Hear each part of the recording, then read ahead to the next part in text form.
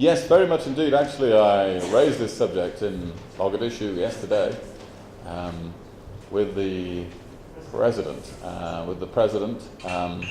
because I think the threats and actions, including murders, carried out against journalists in Somalia are an extremely serious matter.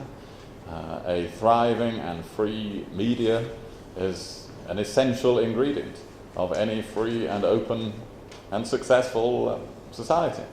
So this is extremely serious. I particularly raised the recent tragic case of what had happened to the journalist known as Hassan Fantastic, which has been particularly distressing to us. And I want to take this opportunity to salute the efforts of journalists in Somalia and working in and on Somalia. This is an important ingredient of putting things right, just as all the things I've been describing. And so I hope all concerned will continue the reporting without fear or favour.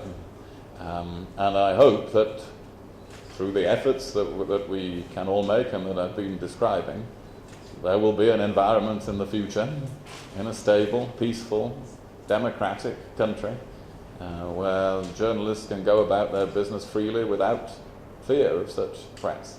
So yes, we will give all the help we can in that regard and all the moral support that you are speaking of.